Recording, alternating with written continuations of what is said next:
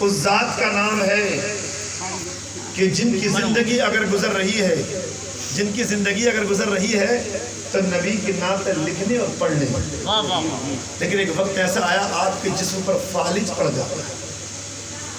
فالج کا اثر ایسا ہوا، ایک دو دن ایک دو سال نہیں، جتنا علاج کرتے اتنا مرض بڑھتا، 12 سال تک علاج چلتا ہے۔ کتنے سال تک؟ 12 سال۔ آج ہم اگر ایک مہینہ ٹھیک نہ ہو تو ہم کیا کہتے ہیں؟ اللہ تو کیا ہمیں ٹھیک ہی نہ کرے گا؟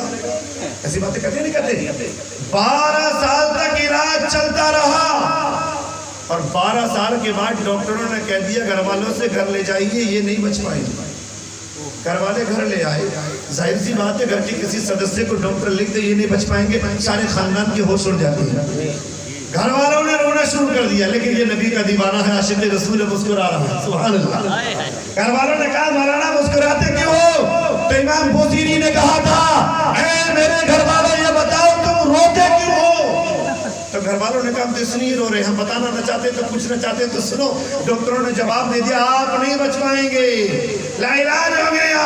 تو کہا مسکراتے کیوں؟ کہا رہے نادانوں میں اس لیے مسکرا رہا ہوں، دنیا کے سارے ڈاکٹروں نے، سارے طبیبوں نے، سارے حکیموں نے جواب دے دیا میں نہیں بچ پاؤں گا، لیکن میں مسکرا اس لیے رہا ہوں ابھی میرے خالق، میرے مالک، میرے پالنہار، میرے رب، میرے اللہ کے یہاں سے کوئی جواب نہیں آیا ہے۔ جب تک اس رب کے دربار سے جواب نہیں آئے گا مجھے موت آنے والی نہیں ہے۔ بے شک بے شک۔ اچھا لیکن میرے دوستو جب سب طرف سے مایوس ہو جاتا ہے نا بندہ تو کدھر کو لگاتا ہے؟ اللہ کے دربار۔ جب رات ہو گئی سارے گھر والے سو گئے، نبی کے دیوانے نے، نبی کے عاشق نے، حضرت امام بوصیری نے مصر کی سرزمین سے، کہاں پیدا ہوئے آپ؟ مصر میں، مصر کی سرزمین سے مدینے کی جانب کو چہرہ کر لیا اور سرکار کی بارگاہ میں عرض کرنے لگے یا رسول اللہ، یا حبیب اللہ، اے میرے آقا، اے میرے مابعد ملجا، سرکار اللہ نے آپ کو حکیم بنا کر بھیجا ہے، علیم بنا کر بھیجا ہے، آپ حکیموں کے حکیم ہے، یا رسول اللہ میرا علاج آپ فرمائیں گے۔ سبحان اللہ۔ ورنہ زمانے والے تانا دیں گے کہ نبی کی نعتیں پڑھنے والا، نبی کے نام کے نعرے لگانے والا اس دنیا سے لا علاج ہو کر مرا ہے۔ اور یہ کہنے کے بعد آپ نے کون سا کام کیا؟ نبی کی نعت تیار کی، ایک قصیدہ تیار کیا، اور قصیدہ تیار کرنے کے بعد وہ قصیدہ پڑھنا شروع کر دیا۔ اور وہ کتنے اشعار کا قصیدہ جس کو قصیدہ بردہ شریف کہا جاتا ہے، آج سارے سنی مدارس میں عربی زبان میں وہ پڑھایا جاتا ہے۔ وہ قصیدہ بردہ شریف یعنی نبی کی نعت پڑھنا شروع کر دیا۔ دوستو نبی کی نعت پڑھتے پڑھتے حضرت امام بوصیری کو نیند آ جاتی ہے، سبحان اللہ۔ کتنا خوش نصیب ہوگا وہ اللہ کا بندہ جو رات کو نبی کی نعت پڑھتا پڑھتا سو جائے۔ میں آپ کو بتلاؤں آج ہمارے نوجوانوں کو رات کو نیند نہیں آتی تو کیا کرتے ہیں؟ موبائل نکالا، اس میں کوئی ڈرامہ نکالا اور ڈرامہ دیکھتے دیکھتے سو گئے۔ دوستو جس موبائل سے ڈرامے کی آواز آتی ہے اس موبائل سے نبی کی نعتوں کی آواز بھی آتی ہے۔ جس موبائل میں آپ کو ڈرامہ نظر آتا ہے اس میں خانہ کعبہ بھی نظر آتا ہے، اس میں مدینہ بھی نظر آتا ہے، اس میں کعبے، اس میں امام پاک کا روزہ بھی نظر آتا ہے، اس میں علی کا روزہ بھی نظر آتا ہے، اس میں حرم شریف بھی نظر آتا ہے۔ اگر آپ کو موبائل ہی دیکھنے کا شوق ہے تو رات کو نبی کی نعتیں سنتے سنتے سو جاؤ، ساری رات اللہ کے فرشتے تمہاری حفاظت کریں گے۔ کبھی آپ نے سنا آج ہمارے نوجوان کیا کرتے ہیں؟ روڈ پہ نکلے کانوں میں لیڈر لگائی گانے سنتے ہوئے جا رہے۔ دوستو کبھی آپ نے سوچا جس روڈ پر ہم بڑی شان کے ساتھ چل رہے ہیں اس پر موت بھی مل جاتی ہے؟ ارے مل جاتی نہ جانے کتنے لوگ روڈ پر چپک جاتے ہیں، کہیں ایسا نہ ہو ہم گانے سننے اور گانے سنتے سنتے ہمیں موت آ جائے۔ میرے نبی نے کہا جو جس حال میں مرے گا اسی حال میں اٹھایا جائے گا۔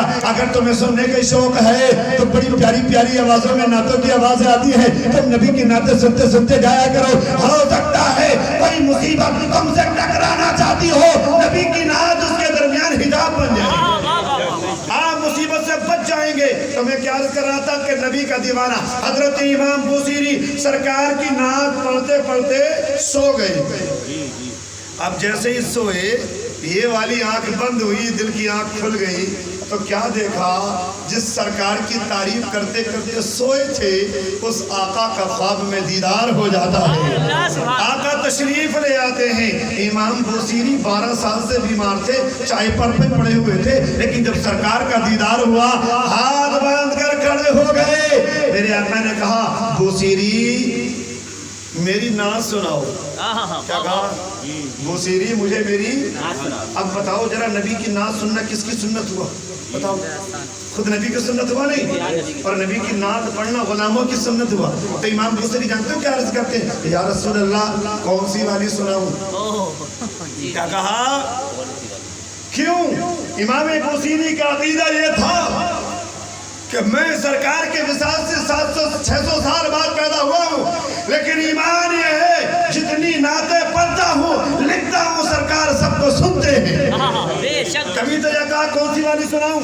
تو سرکار نے بھی یہ نہیں کہا کہ بوسیری سب سنا کے دیکھو جو اچھی لگے گی وہ سنا دینا، لیکن سرکار کے فرمانے بوسیری جس کو پڑھتے پڑھتے سو گئے تھے اسی کو مکمل سنا دو. امام بوسیری ہاتھ باندھ کر کھڑے ہو گئے. سنا دو تو شعر میں بھی سناؤں آپ کو.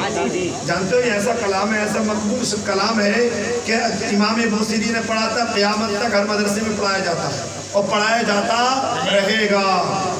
آپ عرض کرتے عربی زبان میں امین تادا کوری جیرانیم بیدی سلمی مزجتا دمان جرا من مقلتیم بدمی محمد سید القونین والثقلین والفریقین من عربی ومن عجمی هو الحبیب الذي ترجع شفاعته لكل حول من الاحوال مقتحمی محمد سید القونین والثقلین والفریقین من عربی ومن عجمی. یہ عربی زبان میں امام بوسیری اپنے نبی کی نعت پڑھ رہے ہیں.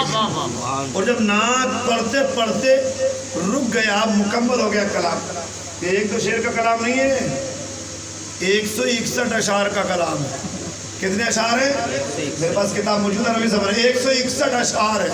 اور جب کلام مکمل ہو گیا نا تو سرکار نے کہا بوسیری تم نے میری نعت پڑھ کے مجھے خوش کر دیا، اب میں تمہیں خوش کر دوں گا، اب میں تمہیں خوش کر دوں گا.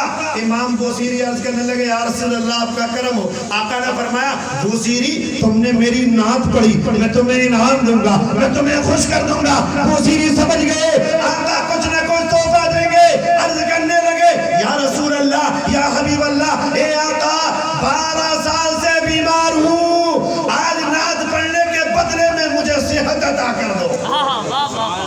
میرے آقا نے ارشاد فرمایا بوسیری آج تم نے مجھے اتنا خوش کر دیا ہے، میرا دل یہ چاہتا ہے آج نعت پڑھنے کے بدلے میں اپنی مزمل والی چادر عطا کر دو.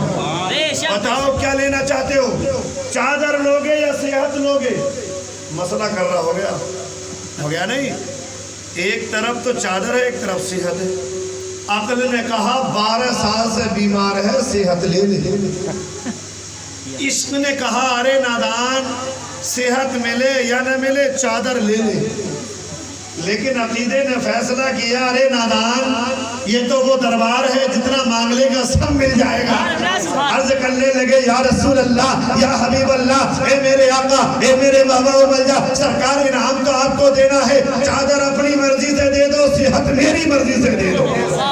جب غلام نے عریضہ پیش کیا میرے آقا خوش ہو گئے. کہا غلام تم سے مانگنے کا ڈھنگ آتا ہے. حضرت امام بوسیری نے فرمایا اے بوسیری، اور امام بوسیری کہتے ہیں میرے آقا نے جب اپنا ید اللہ والا ہاتھ، وہ نورانی ہاتھ میرے فالج شدہ جسم سے پھیرا تو جسم کے جس حصے سے ہاتھ گزرتا تھا وہ حصہ صحت یاب ہو جاتا تھا. نعرہ تکبیر، نعرہ اور مجھے مزمل والی چادر عطا کر. امام بوسیری کہتے ہیں میں نے چادر کو لیا چومنا شروع کر دیا. اب جیسے ہی چادر ہاتھ میں لی اور جیسے ہی چادر کو چوما فوراً آنکھ کھل گئی. سبحان اللہ. اب ظاہر سی بات ہے جب آنکھ کھلی تو چادر ہاتھ میں تھی. خواب تو اپنے بھی دیکھتے ہیں نا، جانے کتنے لوگ خواب دیکھتے ہیں، کچھ مل جائے خواب میں، کچھ کھو جائے، صبح اٹھے تو کچھ بھی نہیں نکلتا. ارے ہوتا نہیں ہوتا ایسا. لیکن بوسیری جب اٹھے تو چادر ہاتھ میں تھی.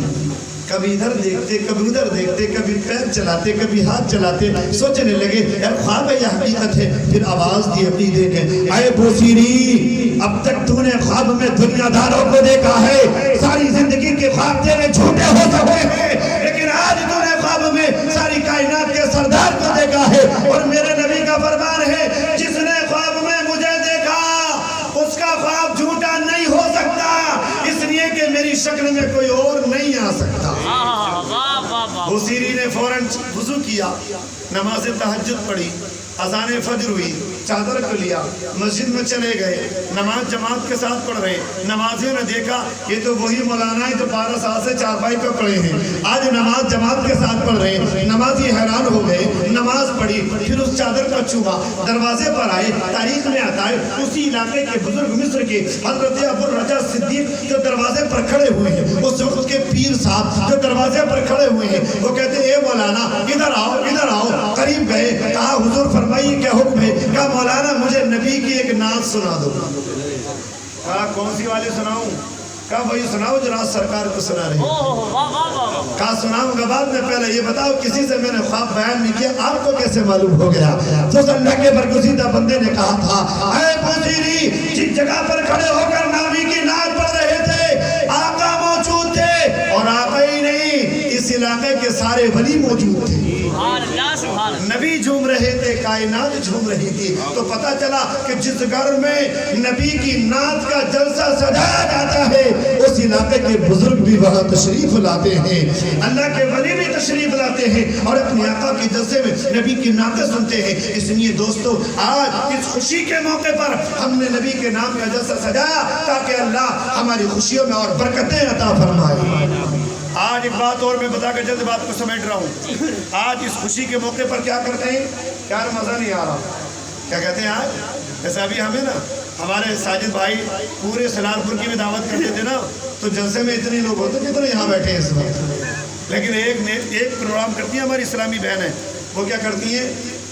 ان کے یہاں سے صرف ایک خبر جاتی ہے، دروازے پر خبر پہنچے گی کہ آپ کے یہاں بلاوا ہے، بس نہ چائے کا انتظام، نہ کرسی کا انتظام، نہ کھانے کا انتظام، کسی چیز کا انتظام نہیں، سب آ جائیں گی اور کیا کچھ نہیں کیا۔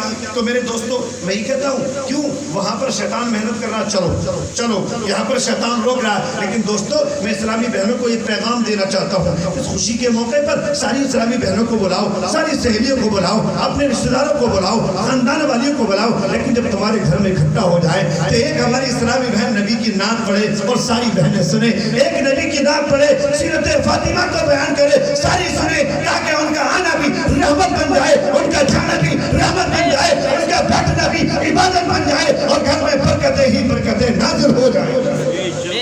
کون بھی اسلامی بہن نہیں کر سکتی ایسا؟ بتاؤ کر سکتی ہے نہیں ایسا؟ آج ہم اپنی بوڑھی ماں سے کہتے ہیں اماں نماز پڑھ لیا کر، نماز اماں نماز پڑھ لیا کر، تو ہماری بوڑھی ماں کیا کہتی ہے؟ پتہ کیا کہتی ہے؟ للہ اب ان گھٹنوں میں جان نہ رہی، بالکل نہیں، اب پڑھی نہ جاتی۔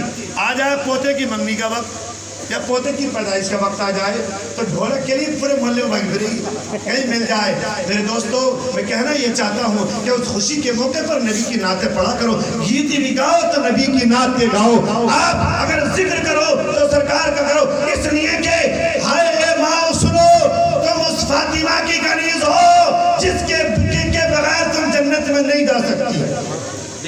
اس سیدہ کائنات فاطمہ زہرا نبی کی شہزادی، علی کی امی، علی کی بیوی، حسنین کی امی، سیدہ کائنات فاطمہ زہرا وہ جنتی عورتوں کی سردار ہیں، ان کے بغیر کسی کی ماں بھی جنت میں نہیں جا سکتی، چاہے کتنی ولیہ ہو جائے، چاہے حجن ہو جائے، نمازی ہو جائے، کچھ بھی ہو جائے، لیکن جب تک فاطمہ اجازت نہیں دیں گی جنت میں نہیں جا سکتی۔ لیکن آؤ ایک تاریخ صاحب کے نظروں کے سامنے رکھوں، اس خوشی کے موقع پر فاطمہ نے ہم گناہگاروں کو یاد کیا، ہم گناہگاروں کو یاد کیا۔ ایک تاریخ میں نے پڑھی جب سیدہ کائنات فاطمہ زہرا سلام اللہ علیہا نبی کی بیٹی کی وصال کا وقت آیا تو حضرت علی سامنے موجود ہیں، بیٹی حضرت علی اور بیوی اور میاں بیوی دونوں میں گفتگو چل رہی ہے، وصال کا وقت ہے۔ علی کہتے ہیں اے فاطمہ جب تو اپنے بابا سے ملے تو میرا سلام بھی عرض کر دینا، میرا سلام بھی عرض کر دینا۔ فاطمہ کہتی ہے اے علی تم حسنین کریمین کا خیال رکھنا۔ اور اس کے بعد سیدہ کائنات فاطمہ زہرا نے بہت سی وصیتیں کی، اس میں ایک وصیت یہ تھی کہ علی جب میرا انتقال ہو جائے اور جب مجھے کفنا دیا جائے تو فلاں جگہ پر ایک کاغذ کا ٹکڑا رکھا ہے، اس کاغذ کے ٹکڑے کو میرے کفن میں رکھ دیا۔ کون کہہ رہی ہے؟ یہ فاطمہ۔ کس سے کہہ رہی ہے؟ علی سے۔ کس سے کہہ رہی ہے؟ علی سے۔ تو سیدہ کائنات فاطمہ زہرا نے جب یہ کہا تو علی نے کہا اے فاطمہ اس کاغذ کے ٹکڑے میں کیا کہا؟ علی میں اس کو پڑھنے کی تمہیں اجازت نہیں دیتی ہے۔ کہا فاطمہ تمہیں تمہارے بابا کا واسطہ، مجھے اس کے پڑھنے کی اجازت دے دو۔ تو کہا علی ٹھیک ہے اجازت ہے، لیکن سن لو اس کاغذ کے ٹکڑے میں کیا لکھا ہوا ہے۔ جب میرے بابا نے میرا نکاح علی تمہارے ساتھ کیا، اور جب میرے بابا ساری کائنات کے سردار اجازت لینے کے لیے میرے پاس پہنچے تو کہا تھا بیٹی فاطمہ میں 400 مسوال چاندی مہر کے بدلے تمہارا نکاح علی کے ساتھ کر رہا ہوں، کہ تمہیں منظور ہے؟ اے میرے سردار، اے میرے شوہر تاج علی، میں خاموش ہو گئی۔ میرے آقا نے کہا اے فاطمہ خاموش کی ہو؟ میں نے رونا شروع کر دیا۔ میرے آقا نے کہا فاطمہ کیا چاہتی ہو؟ کہا آقا مجھے علی منظور ہے لیکن یہ مہر منظور نہیں۔ واہ واہ واہ۔ ابھی فاطمہ خاموش تھی کہ اللہ نے جبریل کو بھیج دیا، اے جبریل جا میرے محبوب کو سلام کہے، میرے محبوب سے کہہ دینا فاطمہ جنت اور اس کی تمام نعمتیں میں نے تمہارا مہر باندھ دیا۔ اوہ سبحان اللہ سبحان اللہ۔ جب یہ خبر فاطمہ کو ملی تو خوش ہو جانا چاہیے تھا، لیکن فاطمہ نے اور زیادہ رونا شروع کر دیا۔ سیدہ کائنات نے اور زیادہ رونا شروع کر دیا۔